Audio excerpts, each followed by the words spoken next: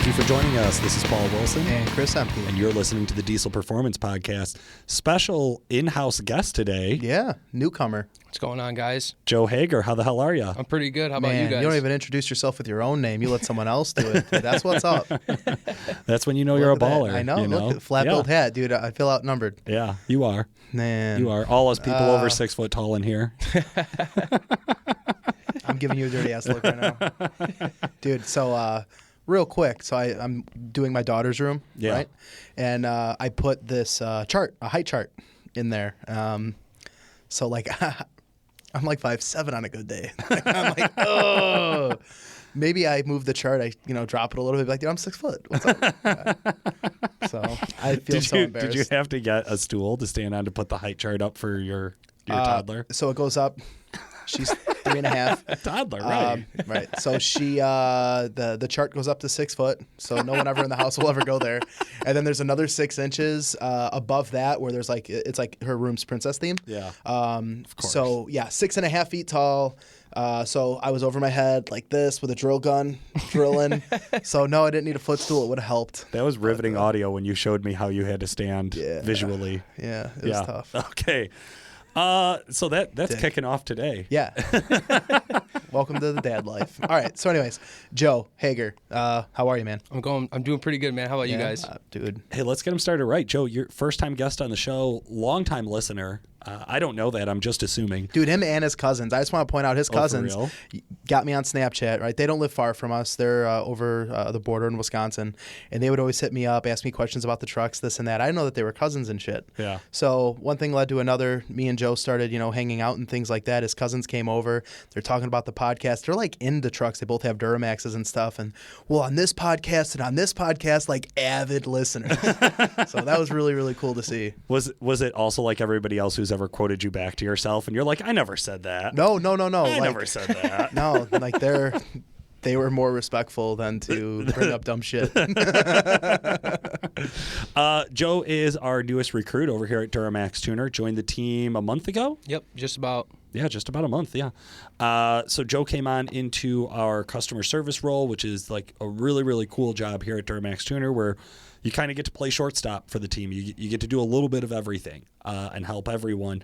But when you came in, you already had an LML and an LB7. Correct. Yep. Which is probably the only reason you were hired. Yep. So that's true. You're not smart. Had too many Cummins guys. Come on. I was playing. Too many Cummins and Fords guys floating around the parking lot. We needed to balance the team out. So now you're here. So we've done a little bit of talking and a whole lot of prep for today's recording. But before we dive into all that, I just want to ask you, how did you get started in diesel performance? Okay, so pretty much when I was younger, I guess I could say like freshman in high school, I always had a passion for diesel trucks. So I wasn't really on a mindset on what I wanted. All I wanted was, just like any other kid, I wanted diesel. So my first purchase ended up being a 1997 7.3 Power Stroke. Hell yeah. I drove the shit out of that. Ended up having trans issues with that, so I ended up parking the truck, found another one at a dealership in Sycamore, went and purchased another 1997 Power Stroke. Ended up having, again, transmission issues with that, put a trans in it. I was just tired of it, man. I mean, 7.3s are great. They'll pull a damn house down, but you just ain't making power out of them. So at that point, I was like, I want a Duramax. I have to get one. Was searching on Craigslist, Facebook. Always looking, staying up super late at night. Got the itch. I need a truck. So I came across a 2003 LB7 out of Waukesha, Wisconsin. Truck had a decent amount of mods done to it. So that was my first introduction, I guess you could say, into the diesel world. On the more of the performance side, I guess I could say. Truck had, like I said, a decent amount of stuff done. Unfortunately, that truck was totaled. It was parked outside of a friend's house, and a drunk driver came around a corner and just completely annihilated the back half of it. Oh, no. It was bad. Yeah. Were you the driver? No, Chris? you show me pictures.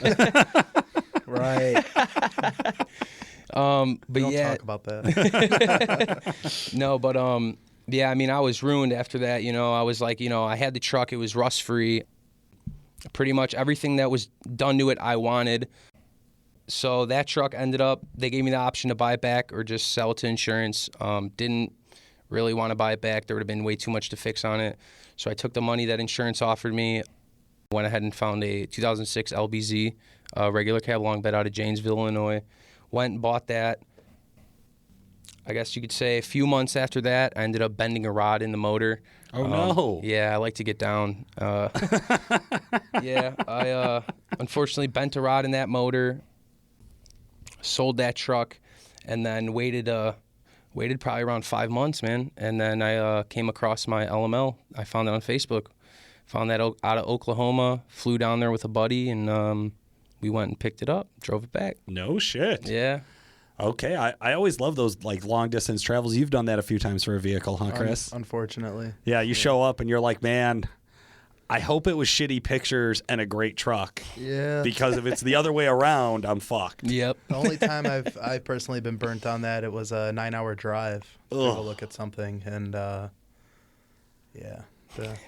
we'll just leave it at that. Every other time, that was actually the last time I traveled, by the way. So, yeah, everything else is local. Yeah, Nick sent me out into Indiana one time to go look at an LB7. That Duramax. Yeah, and we got a tow truck to drive out there, and then had to pay him both ways and not come home with a truck. Shout out to First Class Towing for coming in clutch for us Yeah. all the time. God, Castellanos brothers, man, there's something else. They're right. They're right. But Joe, you brought this Oklahoma truck home. It already had a few mods on it. So walk me through it, man. What does this thing have done to it? So originally, like I said, when I was looking for a truck, I wanted a truck with a big single. Had to have a big single and a built trans. So like I said, I found the truck. The truck had a S467.7, actually Duramax Tuner's first generation, non-VGT 67.7. The truck had that. It had the CP4 removed. They did the CP3 conversion. It's a Sportsman Exergy pump. Truck had a stage 4 build transmission. I think those are for like 850 horsepower capable. They had that work done to it. I went ahead and purchased HSP Profab manifolds and up pipes for it. The truck currently, it had 2-inch up pipes on it already. I wanted the manifolds on it. I wanted to make it crackle a little bit more, I guess you could say. So I went ahead and added those. The truck also had a 5-inch exhaust straight pipe on it and a Fast 165 lift pump. So then pretty much got the truck home. Like I said, did the up pipes and manifolds on it. Went ahead and put on Rare Parts G2 tie rods because I wanted to do 4x4 launches and really get a lot of potential out of that truck. Oh, yeah.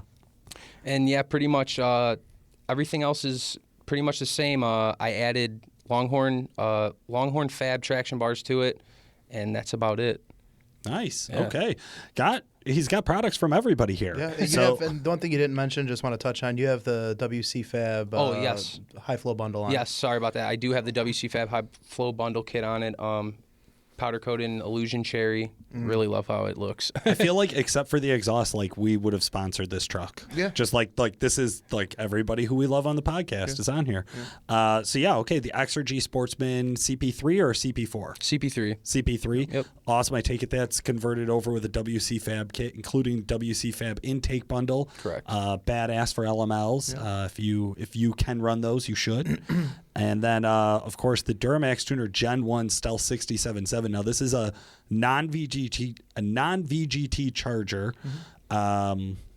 based off an LB7 install originally. Yeah. So we had custom exhaust housings made and custom compressor housings poured and cut. Yeah. And it essentially fit a center section of a S467.7 with an 83 turbine. And to the listeners that are listening to this and are like, oh, we've never heard of this, this is the same turbocharger that we ran in our old regular cab drag truck. Yep. That's the same turbocharger that we've ran on Brett Kell's two-wheel drive shorty. KDP.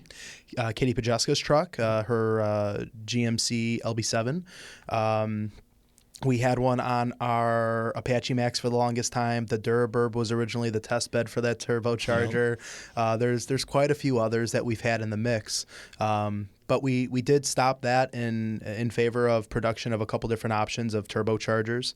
There are still a few circulating around. We shipped out a couple of them beginning of the year, middle of the year. So they're more or less like a unicorn. You know, they really are, yeah. They were, like, honest to God, one of the first Duramax drop-in, stock-appearing 800-wheel horse turbo turbos out there. So it was really cool to, you know, be a part and see like Nick during the development of that. And I mean, they were home of some high horsepower trucks. Yeah, for sure. Absolutely. So you ended up with one of those by chance.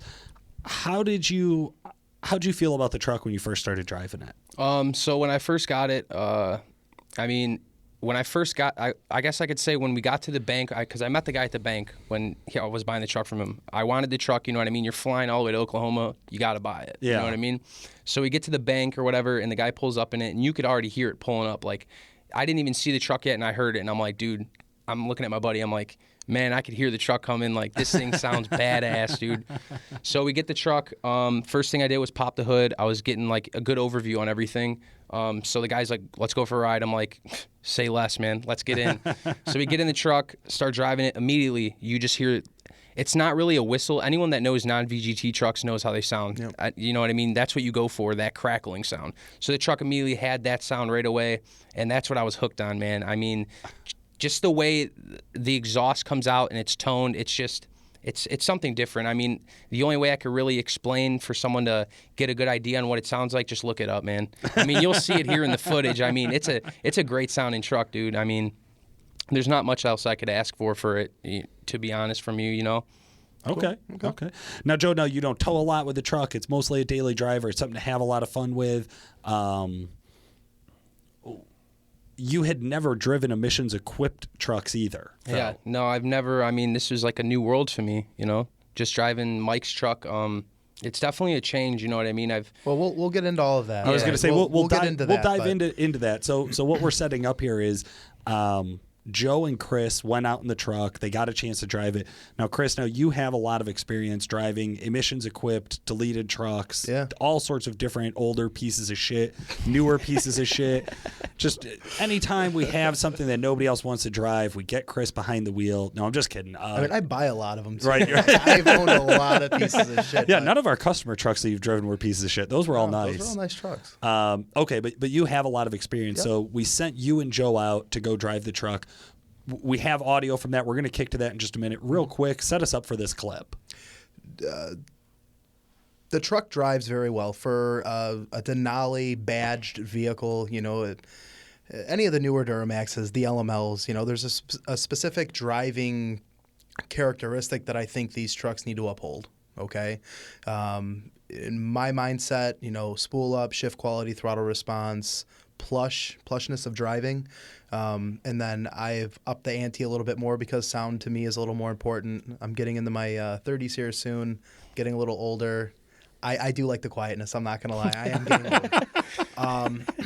But the truck drove very well. I mean, you could tell in Joe's enthusiasm as he was excited when he got the truck. The truck is nothing less than that. It's a beautiful truck. It's set up very well. And going into this, the comparison of what we were doing was to compare two trucks, similar year models, within somewhat of the same power range. You know, we're talking about 50, 60 horsepower difference between, you know, what we're getting into today. Yeah. But all in all, a couple little quirks that, you know, you'll see in the drive along that you're about to see and that I noted, I guess you would say. But overall, nice truck. Yeah. So if you're listening to the audio version of this, very soon or right now, depending on when you're listening, jump on the YouTube channel, Diesel Performance Podcast. We actually videotape the ride along. Yep. So we set up a couple of cameras. We sent you two jamokes out into the truck, let you guys swap. You guys both got to drive the truck. Yep. So we got some feedback there. And then when we're going to kick over to that audio now, and when we get back, we'll talk about the comparison truck that we also drove. Cool. All right, guys, so we're back. We played musical chairs or Chinese fire drill, if you will. I'm behind the driver's seat of this 2012 LML. I'm fond of these things. I've been around and been behind the wheel of a few of them at this point. And just initially, I mean, truck drive's really nice. You know, the smoke is controllable. If you stab on it, there's a little bit of smoke. But turbocharger really does come to life well. The truck likes to live its life around 2,500, 3,000 RPM, just so the turbocharger, you know, the truck can stay on top of the turbo. If you were to take RPMs and bring them lower as far as the shift points go, you end up falling underneath the turbocharger, and the turbo's never really able to come to life or allow the truck to get the boost pressure that's needed to keep the truck in a power band or a torque curve. Yep. But I mean, overall, we're cruising 1,500 RPM. It's doing well. Granted, there's no boost, but you know, it drives. If I were to roll into it and get on the throttle, floored, definitely a little smoke. Comes right to life. That was to 90 mile an hour, so that was about a 55 to a 90 mile an hour pull.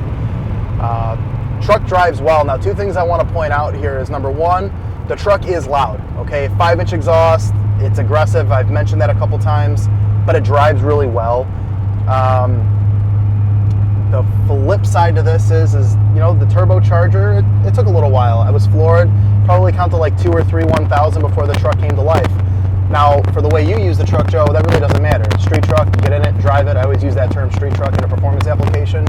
But, you know, if you were to ever tow, right, or hook up a trailer, it might not necessarily, you could do it, of course, but there's better options that might actually be out there. Yeah, I'm with you on Different that. variable vane options and things of that nature. But overall, I mean, it's a nice driver. I could see driving this thing. You know, you live in more of a congested area, more of like a city-based area, where stop-and-go traffic down some of those roads, it's not the worst thing. No. But getting up on the open road like this is, of course, going to be a little nicer. Yeah, it's definitely a lot nicer when you hit an open road. You know, you can definitely hear that turbo scream, Yep. like you were saying. The turbo's loud, too. Yeah. And you hear that thing in the cab.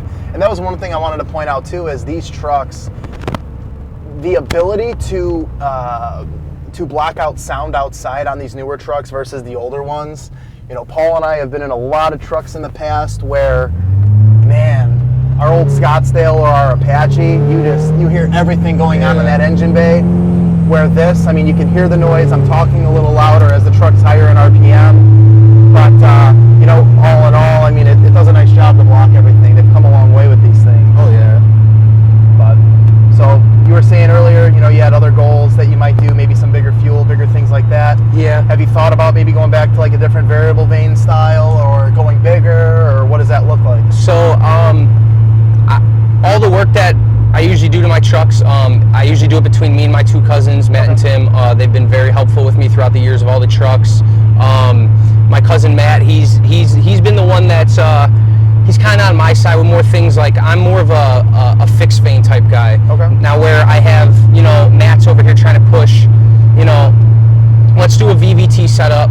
The truck would spool a lot faster, and don't get me wrong, it would, and that would be something nice, say, for if I was towing trailers. Right. But for what I use the truck, what application the truck's used for, I'd rather keep a big single on it. Well, I think there's a lot of there's a lot there for the application. You know, I get a lot of guys on the phone. Hey, you know, like you just said, my one cousin says to go this route, my other cousin and I like this route, and I get guys who are like, oh, well, my buddy said that I can run a big S400 and I can do this and I can do that. Will the truck run? Yeah, the truck will run, but it's about spool up, and we talk about this time and time again. It's always about the reaction or the response, if you will, of how the turbo comes into play. Exactly. You know, coming from like my truck, you know, being it's a Cummins, a little different platform, but stock over an S400. By 1,200 RPM, the truck's in boost. You know, that thing's a dream to tow with. You know, this, like right now, how it just shifted and it's at 1,500 at no boost. This thing, I mean, you'd be working against itself to keep the trailer going. Yeah. You have to use manual mode and tap shift, which is an option, but again, you're working around the turbocharger. You're driving around it. Right. On the highway, I do a lot of highway driving. Typically, the truck, when it's in 6-gear lockup, those RPMs will be super low, so the turbo obviously will be running no boost. That's the time where it's kind of like, all right, you know what I mean? It's, you know, a VVT in this situation or a VGT turbo in this situation would be perfect. Yeah. I mean, just as reference, you know, we have another, you know, the second truck I'll be in here shortly, but we're at 1,600 RPM at 70 mile an hour. The truck's making 1 pound of boost. If I floor it, I'm still flooring it. It just got to 5 pounds. So from 70 to 75 mile an hour, a little bit of smoke behind us. I mean, it took a little bit of time to get the turbocharger in motion. These are the type of drivability scenarios that we're always talking about when we're talking about going to a bigger style turbocharger. There's different variable vanes as well. Just because you put a variable vane on a truck doesn't mean it's not going to be laggy. There's a lot that goes into it, in the dimensions and exhaust housings and turbine wheels and turbine profiles, the fin blade count, things of that nature. But again, like I said before, all things considered, I mean, the drives nice. Yeah. I'd like it to spool a little quicker, but that's just, I'm old. I'm getting old, so. I mean, I can't complain with how it drives. Spooling could be an issue sometimes. Typically, like if I'm on the highway, let's say, and like I said, I'm in 6-gear lockup, and some guy pulls up next to me, I will throw it down in the tap shifter. Tap it, go yes, down, and I'll right. tap it down to 5th gear, top of 5th, and the turbo, it'll be right on top of the Charger, and all I got to do is just lay into it, and we're going. But and like you said, you don't use this truck as a tow rig. Yeah, no. This is your daily driver. This is your play toy. I know that you've done, some drag strip stuff, some sled pull stuff, I'm sure, stuff like that. This isn't your, I'm going to hook up an RV and go cross country with the family or anything like that. But very cool. Well, Joe, I appreciate you taking the time letting me drive your truck. I'm going to lean on it one more time here. That's fine. do some tow haul settings on this and just get one nice roll, and then, guys, we're going to follow up with the next truck.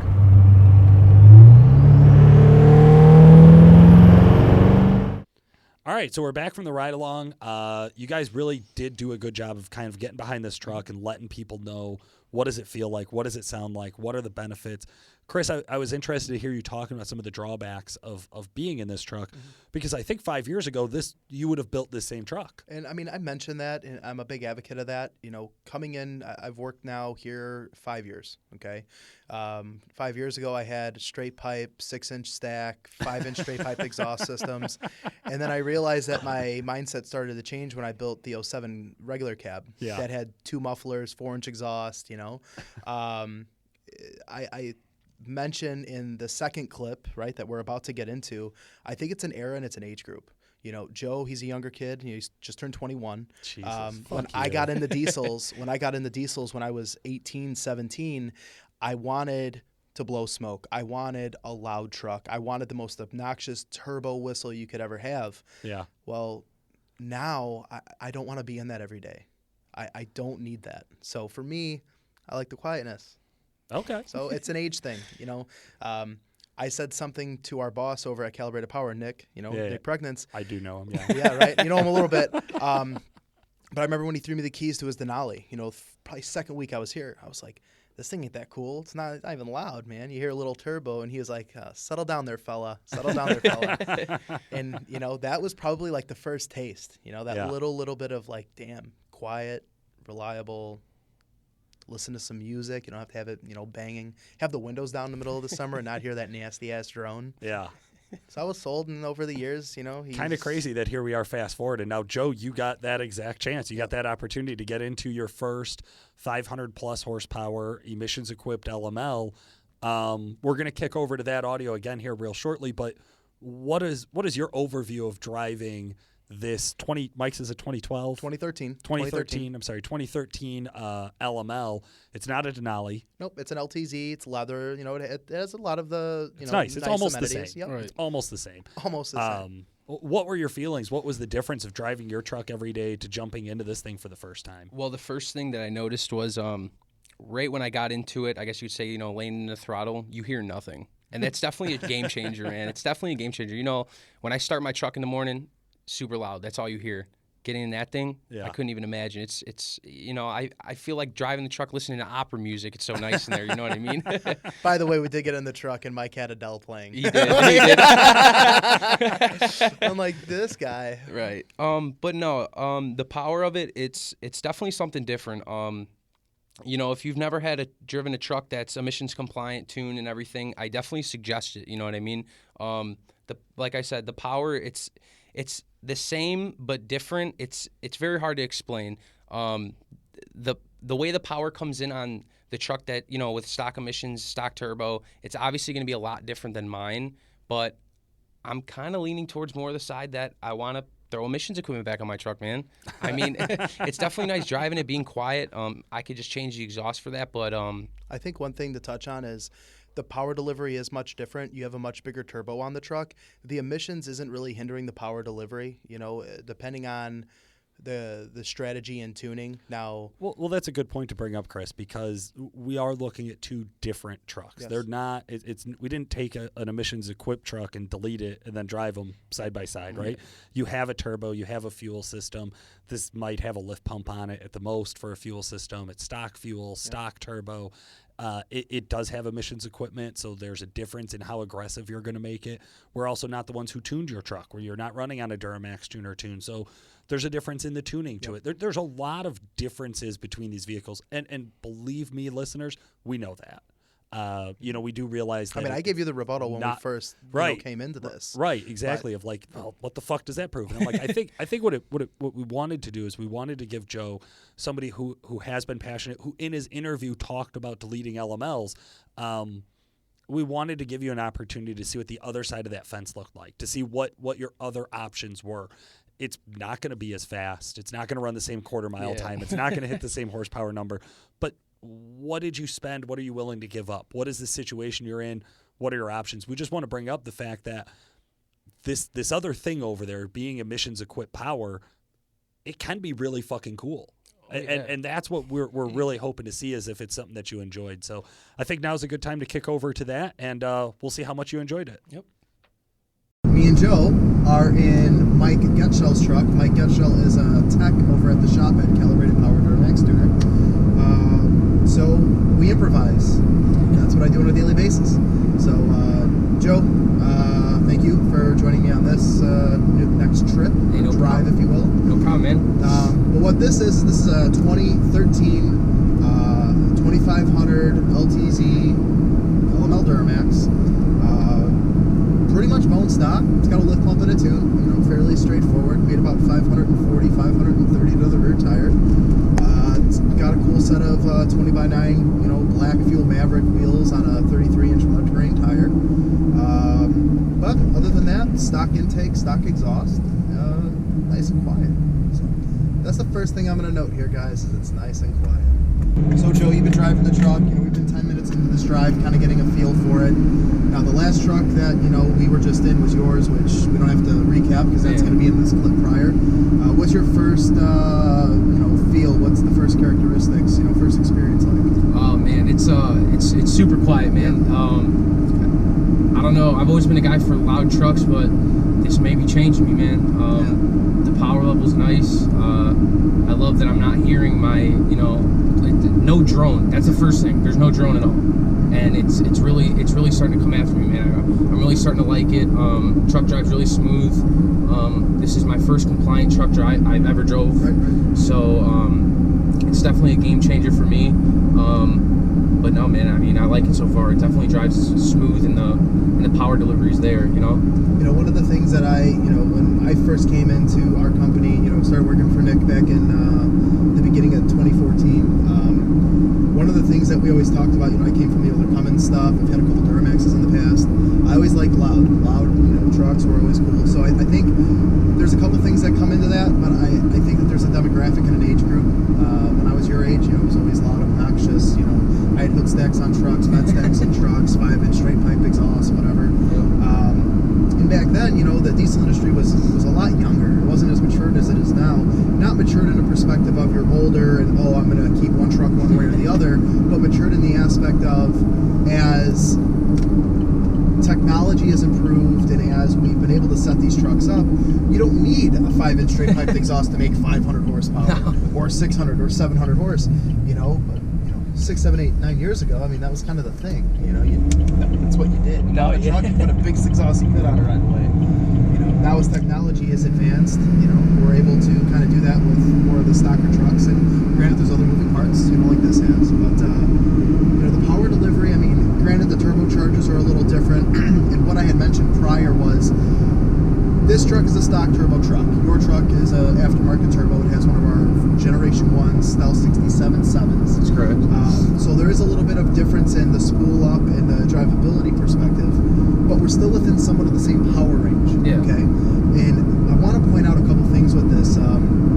Stock LML turbo, 540-ish, 530 wheel horsepower limited. You can push it to 550-ish, but the turbocharger is out of its efficiency range. So one of the things that guys, when I'm on the phone with, my LB7, right, stock turbo made 570. Okay, well, your tuner is throwing and driving the hell out of that turbo to make that happen. It's all inefficient hot air. A couple months later, they have a motor failure, whatever that looks like, right? So there's, just because the turbo can support that or offer you that power doesn't mean that's necessarily the best. So the specific turbo for the power number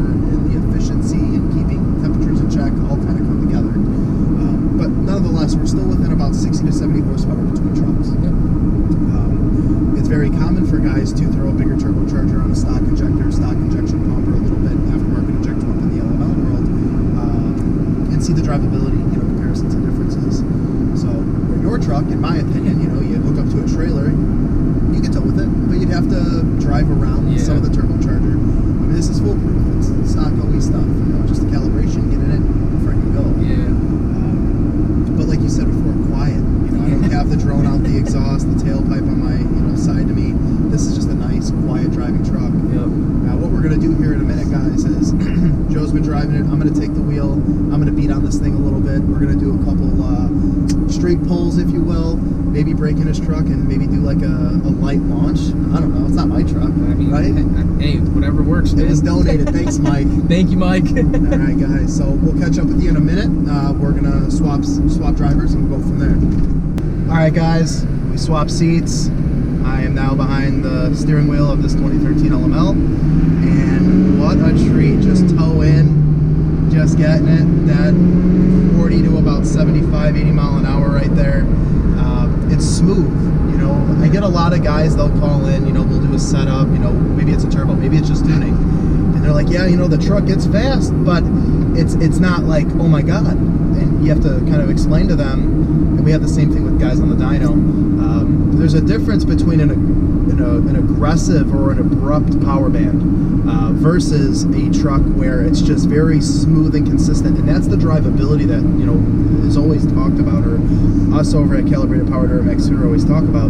You can make a power number, but to make that power number as drivable and as efficient throughout the whole RPM window as possible is something else, and that's where quality calibrations, R&D, testing, getting miles on these trucks, that's where all that comes into play. And this truck definitely is no slouch. This is a nice... Hey, Chris, do you hear that? Because I don't hear nothing. That's nice and quiet. I don't hear nothing.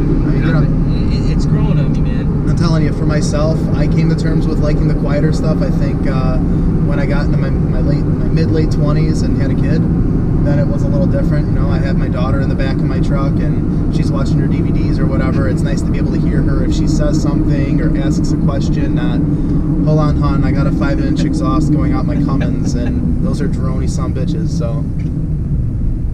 We're gonna, as promised, just do a little light launch, nothing crazy.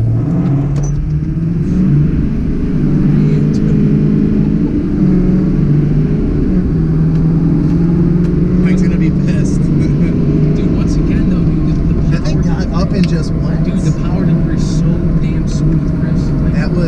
That was impressive. I was not expecting that. I was honestly not expecting that. And I really didn't do much of a launch. That was probably like 8-9 pounds. Nothing crazy. But I mean, I felt the tires slip a little bit and it went. I was in 4-wheel drive.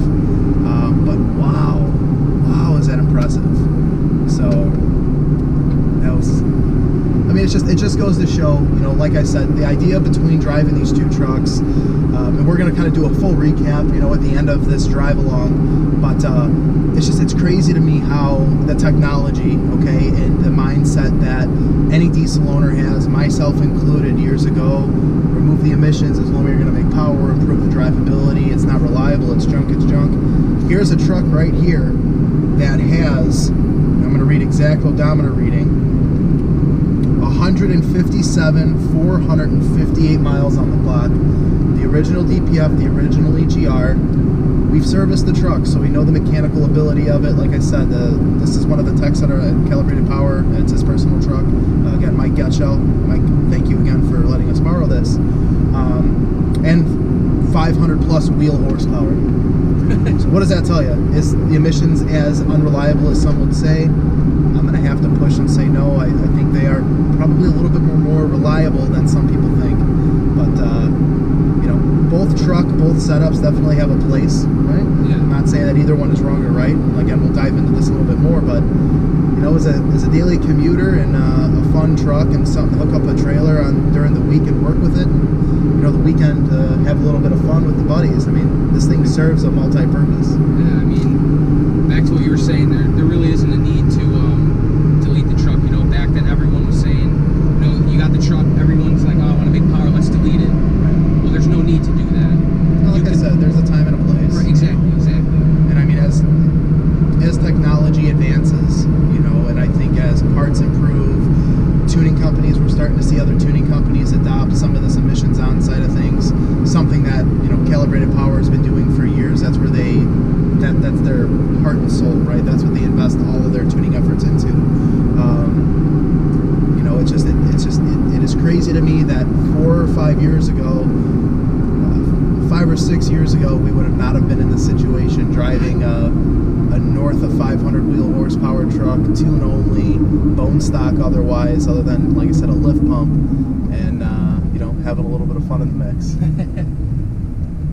I agree with you, Chris. I agree with you. The power out of this truck, man, it's making me want to go put an emissions compliant exhaust in my truck and the DPF back on it. There you